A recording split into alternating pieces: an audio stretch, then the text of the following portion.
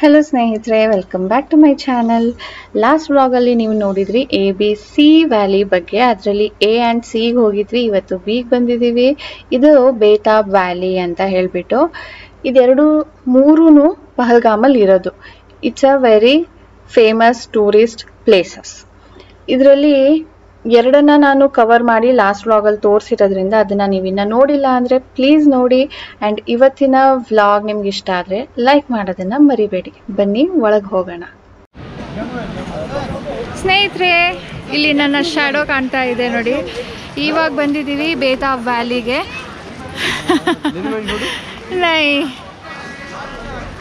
So ಬನ್ನಿ, ಇಲ್ಲಿ ಏನೇನಿದೆ ಹೇಗಿದೆ ನೋಡಿಕೊಂಡು ಬರೋಣ. ಈ ವ್ಯೂ ಬೇತಾಬ್ ವ್ಯಾಲಿದು. ನಾವು ಚಂದನ್ವಾರಿಗೆ ಹೋಗಬೇಕಾದ್ರೆ ಬೆಟ್ಟದ ಮೇಲಿಂದ ಕಾಣೋ ಅಂಥ ವ್ಯೂ. ಸೊ ಮೇಲಿಂದಾನೇ ಇದು ತುಂಬ ಚೆನ್ನಾಗಿದೆ, ಒಳಗಡೆ ಹೋಗಿ ನೋಡೋದಕ್ಕಿಂತ. ಬಟ್ ಒಳಗಡೆ ಹೇಗಿದೆ ಅಂತ ನಿಮಗೆ ತೋರಿಸೋಣ ಅಂತೇಳಿ ಇವತ್ತು ನಾನು ಒಳಗಡೆ ಬಂದಿದ್ದೀನಿ. ನೀರು ಹರಿತಾ ಇದೆ, ಐಸ್ ಇದೆ, ಮೇಲ್ಗಡೆ ಗಿಡಗಳಿದೆ, ಎಲ್ಲೋದ್ರೂ ಪೈನ್ ಟ್ರೀ. ಸೊ ಇಲ್ಲಿ ನಡ್ಕೊಂಡು ಹೋಗ್ಬೋದು, ಪೋನಿಯಲ್ಲಿ ಹೋಗ್ಬೋದು, ಸ್ಲೆಡ್ಜಲ್ಲಿ ಹೋಗ್ಬೋದು. ಸೊ ಕಾರೆಲ್ಲ ಒಳಗಡೆ ಬರಲ್ಲ, ನಡ್ಕೊಂಡು ಹೋಗ್ಬೋದು. ಸುಮಾರು ಅರ್ಧ ಒಂದು ಗಂಟೆ ಹಿಡಿಸುತ್ತೆ ಹೋಗಿ ಬರೋದಕ್ಕೆ. ನಾವು ಚಂದನ್ವಾರಿಲಿ 1.5 hours ಸ್ಪೆಂಡ್ ಮಾಡೋದಂತೆ. ಅದಕ್ಕೆ ಡ್ರೈವರ್ ಹೇಳ್ತಾಯಿದ್ರು, ಬೇಗ ಬನ್ನಿ, ನಿಮಗೆ 1 hour ಟೈಮ್ ಇರುತ್ತೆ ಅಷ್ಟೇ, ನೀವೆಲ್ಲಿ 1.5 ಗಂಟೆ ಟೈಮ್ ಸ್ಪೆಂಡ್ ಮಾಡಿದ್ದೀರಾ, ಇಲ್ಲಿ ಒಂದು ಅರ್ಧ ಗಂಟೆಲಿ ಬಂದುಬಿಡಿ ಅಂತ ಹೇಳಿದರು. ಸಾನು ಮತ್ತು ರಾಜೇಶ್ಗೆ ಮುಂದೆ ಕಳಿಸ್ಬಿಟ್ಟಿದ್ದೀನಿ. ಏನಾಯಿತು ಗೊತ್ತಾ, ನನ್ನ ಕ್ಯಾಮ್ರಾನೇ ಚಾರ್ಜ್ ಹಾಕಿದ್ದೀನಿ, ಚಾರ್ಜೇ ಆಗಿಲ್ಲ. ನೆಕ್ಸ್ಟು ನನ್ನ ಫೋನು ಬೆಳಗ್ಗೆಯಿಂದ ಎಕ್ಸಾಸ್ಟ್ ಆಗೋಯ್ತು. ಅದಕ್ಕೆ ಹೋಗಿ ನಾನು ಮತ್ತೆ ಇದು ಬೇರೆ ಇನ್ನೊಂದು ಕ್ಯಾಮ್ರಾ ಇತ್ತು, ಇದು ರಾಜೇಶ್ದು, ಅಂದರೆ ಅವ್ರು ಯೂಸ್ ಮಾಡ್ತಾ ಇದ್ದಿದ್ದು. ಗೊತ್ತಿಲ್ಲ ಹೇಗೆ ಬರ್ತಾ ಇದೆ, ಕಪ್ಪು ಕಾಣ್ತಿದ್ದೀನಿ. ಬಟ್ ಇದು ಎಕ್ಸಾಸ್ಟ್ ಆಗೋ ಸ್ಟೇಜಲ್ಲಿದೆ, ಅದಕ್ಕೆ ಬೇಗ ಹೋಗ್ತಾ ಇದ್ದೀನಿ. ನಿಮ್ಗೆ ಎಷ್ಟಾಗುತ್ತೋ ಅಷ್ಟು ತೋರಿಸ್ತೀನಿ. ಇದು ಬೇತಾಬ್ ವ್ಯಾಲಿ ಯಾಕೆ ಹೇಳೋದು ಅಂದರೆ, ಇಲ್ಲಿ ಒಂದು ಬೇತಾಬನ್ನು ಮೂವಿ ಶೂಟ್ ಮಾಡಿದ್ರಂತೆ. ಆವಾಗಲಿಂದ ಇದರ ಹೆಸರು ಚೇಂಜ್ ಆಗಿರೋದು. ಅದು ನಾ ಮೂವಿ ನೋಡಿಲ್ಲ. ಇಲ್ಲಿ ನೋಡಿ ಮರಗಳು, ರೆಡ್ ಮರಗಳು ಕಾಣ್ತಾ ಇದೆ. ಇದೇ ನಮಗೆ ಮೇಲ್ಗಡೆಯಿಂದ ಕಾಣಿಸಿದ್ದು ನೋಡಿ. ಅಲ್ಲಿಂದ ಬರಬೇಕಾದ್ರೆ ಕಾಣಿಸ್ತು, ಬಟ್ ಕ್ಯಾಪ್ಚರ್ ಮಾಡೋಕ್ಕಾಗಲಿಲ್ಲ.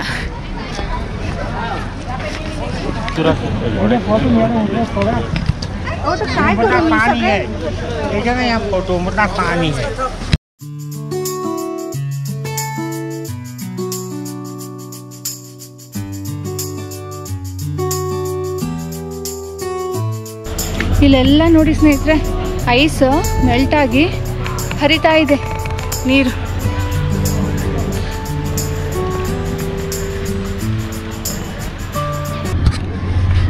ಇಲ್ಲೂ ತುಂಬ ಇದೆ ಸುತ್ತೋದು. 1 hour ಹಿಡ್ಸತ್ತೆ ನೀವು ಬೇಗ ಹೋದ್ರೂ. ಈಗ ಟೈಮು 4:15 ಆಗಿದೆ.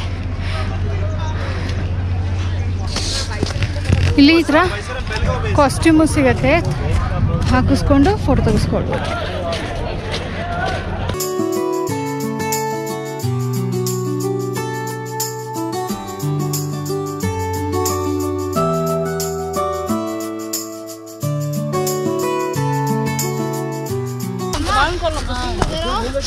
ಸ್ನೇಹಿತರೆ, ಇಲ್ಲಿ ಫುಲ್ಲು ಗಟ್ಟಿಯಾಗಿಬಿಟ್ಟಿದೆ, ತೆಗಿಯೋಕ್ಕೆ ಆಗ್ತಾ ಇಲ್ಲ. ಅಲ್ಲಿ ಚಂದನ್ವಾರಿಯಲ್ಲಿ ಸಖತ್ತಾಗಿತ್ತು ನೋಡಿ. ಇಲ್ಲಿ ಗಟ್ಟಿ ವ್ಯೂ ಲೆಕ್ಕದಲ್ಲಿ ಹೇಳಬೇಕು ಅಂದರೆ ನನಗೆ ಆರು ವ್ಯಾಲಿ ಮತ್ತು ಚಂದನ್ವಾರಿ ತುಂಬ ಅಂದರೆ ತುಂಬ ಇಷ್ಟ ಆಯಿತು. ಬೇತಾಬ್ ವ್ಯಾಲಿಯಲ್ಲಿ ಈಗ ನೋಡುವಂಥದ್ದು ಏನೂ ಇಲ್ಲ. ಸಮ್ಮರಲ್ಲಿ ಮೇ ಬಿ ಗ್ರೀನರಿ ಜಾಸ್ತಿ ಇರುತ್ತೇನೋ. ಈ ಮರಗಳೆಲ್ಲ ಈಗ ಸ್ವಲ್ಪ ಒಣಗ್ದಂಗೆ ಕಾಣ್ತಾ ಇದೆ, ವಿತೌಟ್ ಎನಿ ಲೀವ್ಸ್. ಬಟ್ ಸಮ್ಮರಲ್ಲಿ ಲೀವ್ಸ್ ಎಲ್ಲ ಇದ್ದಾಗ ನೋಡೋದಕ್ಕೆ ನಿಮಗೆ ನೇಚರ್ ಲವರ್ಸ್ಗೆ ಬೆಸ್ಟ್ ಪ್ಲೇಸ್.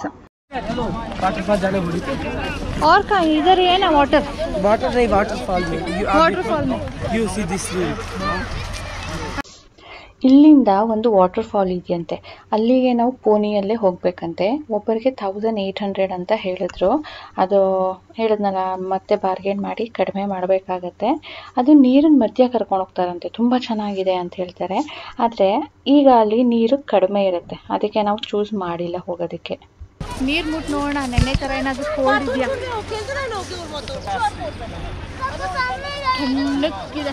ಆ್ಯಂಡ್ ಕಲ್ಗಳು ತುಂಬ ಸಣ್ಣ ಸಣ್ಣದಾಗಿ ಈಗ ಅಕ್ವೇರಿಯಮಲ್ಲಿ ಹಾಕ್ತೀವಲ್ಲ ಆ ಥರ ಚೆನ್ನಾಗಿದೆ. ಒಂದೊಂದು ಕಲರ್ದು ಎಲ್ಲನೂ ತೊಗೊಳ್ತೀನಿ. ಅಕ್ವೇರಿಯಮ್ ಇರೋರಿಗೆ ಚೆನ್ನಾಗಿರುತ್ತಲ್ಲ. ಯೆಲ್ಲೋ, ಗ್ರೀನ್, ವೈಟ್, ಯೆಲ್ಲೋ, ಇದು ಯೆಲ್ಲೋ ಇಶ್ ಆ್ಯಂಡ್ ಇದು ಸ್ವಲ್ಪ ಅದಕ್ಕಿಂತ ಲೈಟ್.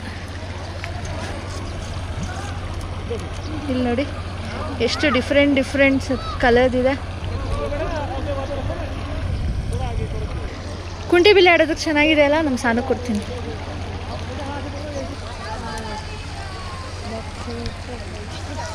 ನಾವು ಅಲ್ಲಿಂದ ನೋಡಿದ್ದು, ತೋರಿಸ್ತೀನಿ ನೋಡಿ. ಅಲ್ಲಿ ಬ್ರಿಡ್ಜ್ ಕಾಣ್ತಿದ್ಯಾ, ಅಲ್ಲಿ ಮೇಲೆ, ಅಲ್ಲಿಂದ ನಾವು ನೋಡಿದ್ದಿದ್ದೆ. ಸೊ ಇವತ್ತಿನ ನಮ್ಮ ದಿನ 3 ವ್ಯಾಲೀಸ್ ನೋಡೋದಿತ್ತು, A, B, C. ಮೊದಲು ಎಗೆ ಹೋಗಿದ್ವಿ, ಆಮೇಲೆ ಸಿಗೆ ಹೋಗಿದ್ವಿ, ಈಗ B-ಯಲ್ಲಿ ಇದ್ದೀವಿ.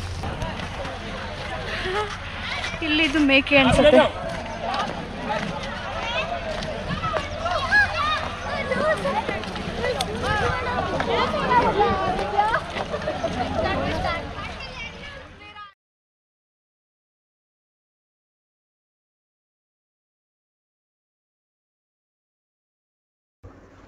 ನನ್ನ ವ್ಯೂ ಪಾಯಿಂಟಲ್ಲಿ ನೀವು ಕೇಳೋದಾದರೆ ಬೇತಾಬ್ ವ್ಯಾಲಿನ ಸ್ಕಿಪ್ ಮಾಡಿದ್ರು ನಡೆಯುತ್ತೆ.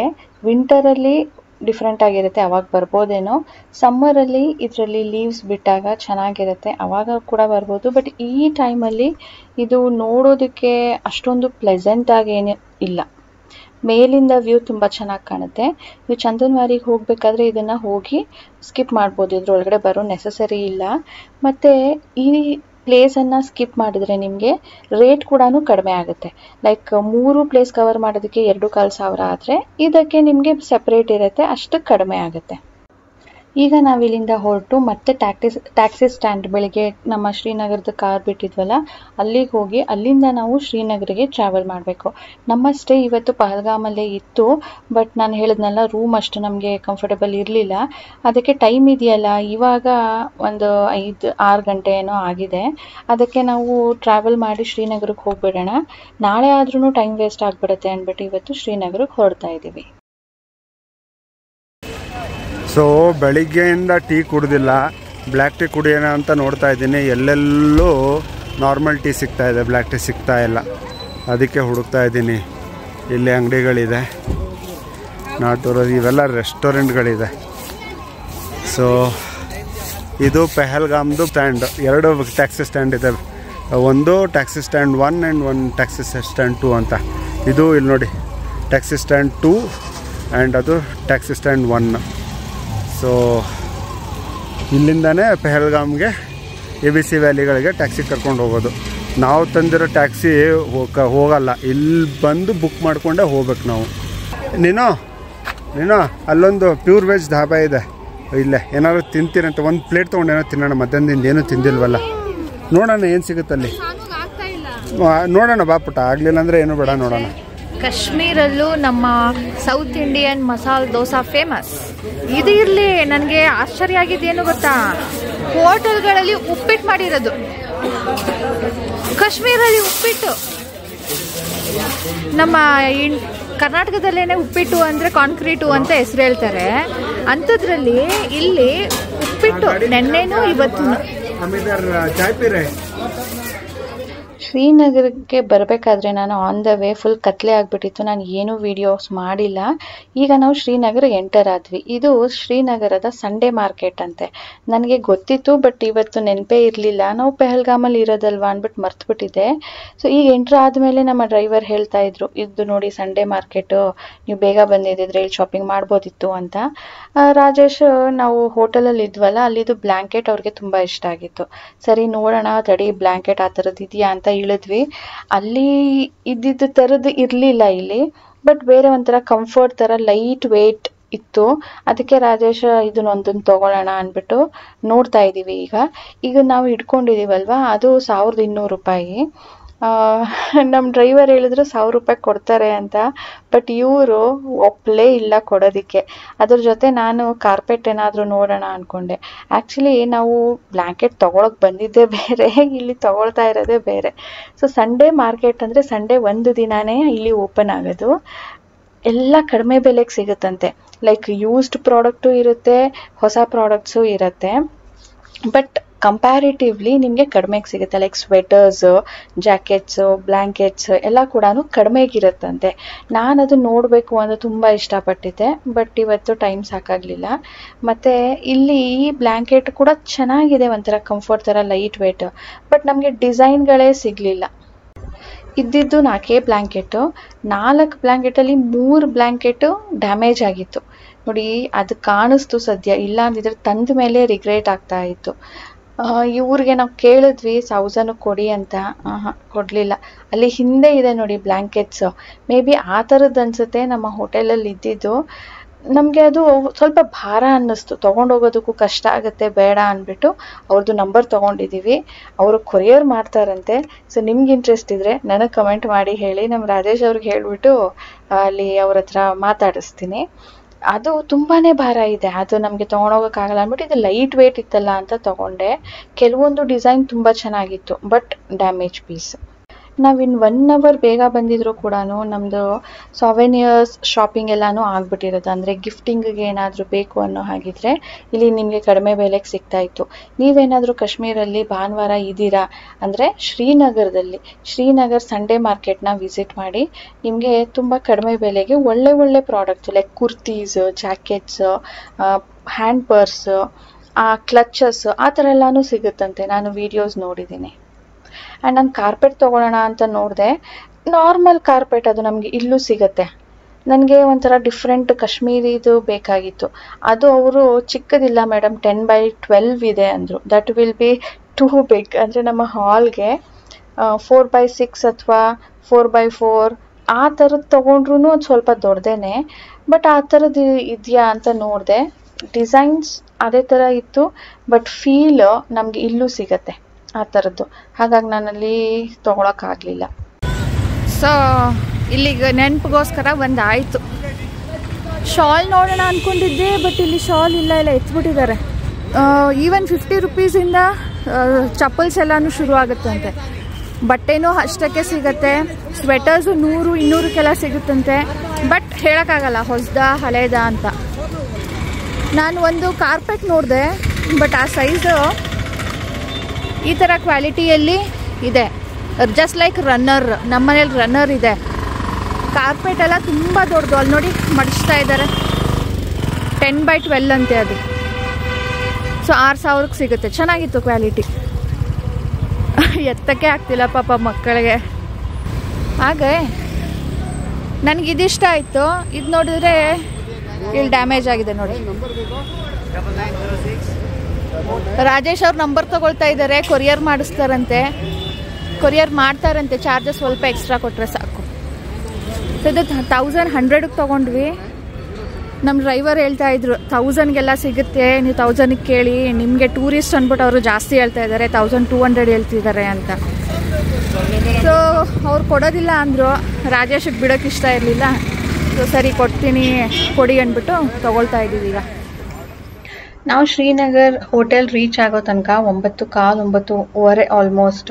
ಇಲ್ಲಿಗೆ ಬಂದು ಚೆಕ್ ಇನ್ ಆಗೋದಕ್ಕೆ ಇನ್ನೂ ಒಂದು 10 ಮಿನಿಟ್ಸ್ ಆಯಿತು.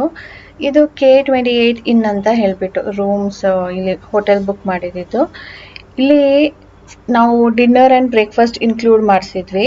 ಹಾಗಾಗಿ ಡಿನ್ನರ್ 10 ಗಂಟೆ ತನಕ ಮಾತ್ರನೇ ಅಂತ ಹೇಳಿದರು. ಆಲ್ರೆಡಿ 9:30 ಆಗಿಬಿಟ್ಟಿದೆ, ಇನ್ನೇನು ಮುಚ್ಚಿಬಿಡುತ್ತೆ ಅಂದ್ಬಿಟ್ಟು ನಾವು ಬೇಗ ಹೋಗಿ ಡ್ರೆಸ್ ಏನು ಚೇಂಜ್ ಮಾಡಿದೆ. ಜಸ್ಟ್ ಬ್ಯಾಗ್ ಇಟ್ಬಿಟ್ಟು ಕೈಕಾಲು ಮುಖ ತೊಳ್ಕೊಂಡು ವಾಪಸ್ ಬರೋಣ ಅಂತ ಅಂದ್ಕೊಂಡು ಹೊರಟಿದ್ದೀವಿ ಈಗ.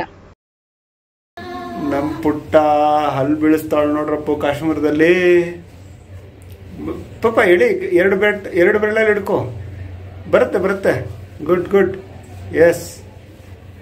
ಎಸ್ ಬಂದ್ಬಿಡುತ್ತೆ. ಪ್ರೆಸ್ ಮಾಡಿ, ಕೆಳಗಡೆ ಪ್ರೆಸ್ ಮಾಡು. ಎಸ್.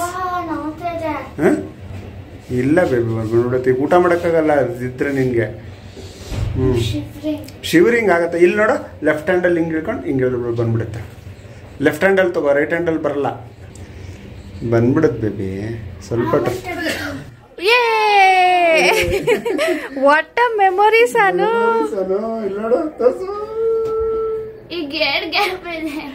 ಎರಡು ಗ್ಯಾಪ್, ಸ್ವಲ್ಪ ದಿನದಲ್ಲಿ ಒಂದು ಬಿದ್ದಿತ್ತು, ಇವಾಗ ಇನ್ನೊಂದು ಬಿತ್ತು. ಆದ್ರೆ ಸಾನುಗೆ ಇವತ್ತು ಟೂತ್ ಫೇರಿ ಬರೋದಿಲ್ವಲ್ಲ ಕಾಶ್ಮೀರಲ್ಲಿ, ಏನ್ ಮಾಡೋಣ? ಹೌದಾ?